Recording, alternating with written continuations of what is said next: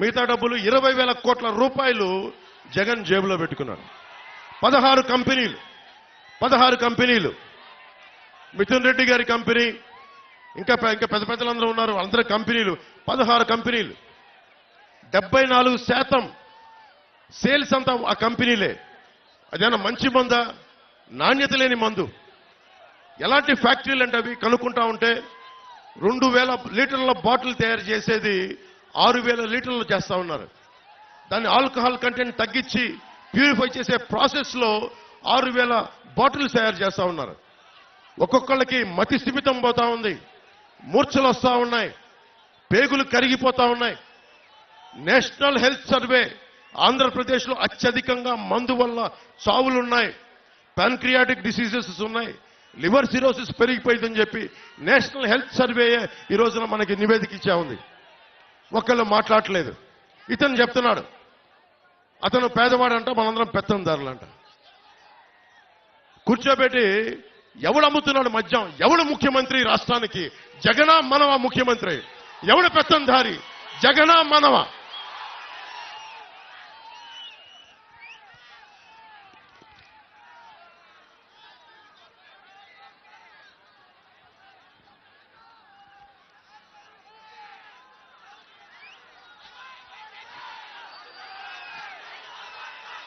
మీరు అడగండి, ఒక్కొక్క వైసీపీ నాయకుడిని అడగండి. కొత్తపల్లి భూములు ఇచ్చేశారు రైతాంగం. ఇచ్చిన భూములకి పరిశ్రమలు వచ్చినాయా? ఉపాధి అవకాశాలు వచ్చినాయా? పోనీ పరిశ్రమలు పెట్టని భూముల్ని తిరిగి రైతాంగానికి ఇచ్చారా? ఇది కూడా మీరు అడగండి. ఒక్కొక్క వైసీపీ నాయకుడు వస్తే మీరు అడగాల్సింది ఇదే. ఎవరిని దోచేసిన సొమ్ము అది? ఎవరు మాట్లాడాలి దానికి? మీరు ఖచ్చితంగా ఊళ్ళోకి వస్తే నిలదీయండి. అలాగే బీచ్ రోడ్ ఉంది, ఉప్పాడ బీచ్ రోడ్, అది కోతకు గురవుతా ఉంటే ఎందుకు ఒక్క వైసీపీ నాయకుడు దాని మీద సరైన ప్రణాళికలతో ఎందుకు ముందుకెళ్లలేదు? తీర ప్రాంతానికి కోత గురవుతున్నప్పుడల్లా ఎందుకు మాట్లాడలేదు? ఫిషింగ్ హార్బర్లు, ఫిషింగ్ జెట్టీలు మత్స్యకార సోదరులకు ఎందుకు నిర్మించలేదు? ఇది కూడా ఆలోచించాలి. కోనపాకపేట, ఉప్పాడ కొత్తపల్లి మండలంలో కోనపాకపేట, ముల్లాపేట, ఉప్పాడలో ఈ తదితర గ్రామాల్లో కెమికల్ రిలీజ్ అయిపోయి అరవిందో వీళ్ళకి సంబంధించిన తదితర కెమికల్ ఫ్యాక్టరీస్ కాలుష్యం సముద్రంలో పెడతా ఉంటే మత్స్య సంపద నాశనం అయిపోతా ఉంది.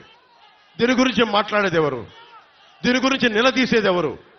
ఈ రోజున వైసీపీ నాయకులు వచ్చి ఓట్లు అడుగుతా ఉన్నారు. మీరు అడగాల్సింది అది. నేను మీకు ఒకటే మాటిస్తున్నా, మత్స్యకార సోదరులందరికీ, ఏ బీచ్కి రోడ్డుకు ముంపు గురైందో, కోతకు గురైందో వాటికి ఆల్టర్నేటివ్ విధానాలు కనుక్కుంటాం.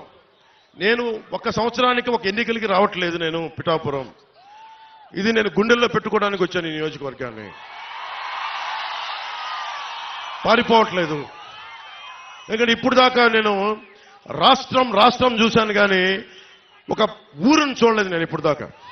ఆ నియోజకవర్గం శ్రీపాద శ్రీవల్లభుడు వెలిసింది, బషీర్ పాప దర్గా ఉన్నది ఆ నేల, ఆంధ్ర బాప్టిస్ట్ చర్చ్ ఉన్న నేల, కుక్కుటేశ్వరుడు వెలసిన నేల, రామాలయం ఉన్న నేల, రామేశ్వరుడు ఉన్న నేల, ఈ దేవాలయాలు ఉన్న నేల. ఈ నేలకి నేను రుణపడి ఉంటాను. మీకోసం ప్రత్యేకంగా నేను ఇక్కడే మన వాళ్ళని అడిగాను, ఇక్కడ ఇల్లు తీసుకుంటాను.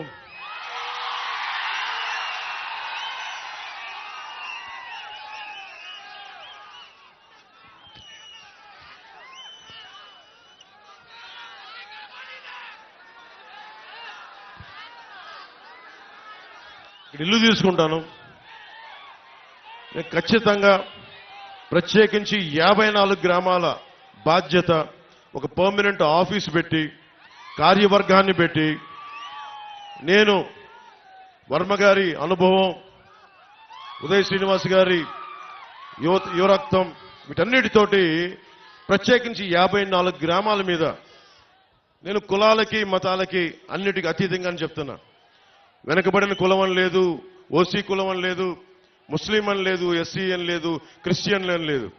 నేను జాషువా విశ్వనరుణ్ణి, అందరినీ గుండెల్లో పెట్టుకుంటాను. ఎందుకంటే ఈ నేల, పిఠాపురం నేల చెప్తా ఉంది. ఒక ఆంధ్ర బాప్టిస్ట్ చర్చి 1905లో ఉన్నప్పటి నుంచి వెలిసింది. ఇక్కడ పెట్టారు. ఇక్కడ అలాగే బషీర్ పాపమ్మ దర్గా వెలిసింది. ఇది దాదాపు 5 దశాబ్దాల నుంచి ఆ పీఠం ఇక్కడ ఉంది. అలాగే దత్తుడి పీఠం కానీ ఇవన్నీ మనకి భారతదేశంలోనే. నేను పిఠాపురం వచ్చానని తెలిసిగానే మనకి నేషనల్ ఛానల్స్ వచ్చినాయి. నేను వాళ్ళు ఒకటే చెప్పాను, భారతదేశంలో పిఠాపురం ఖ్యాతిని మొత్తం అందరికీ దేశం మొత్తం తెలియజేస్తాం. దీని నెంబర్ 1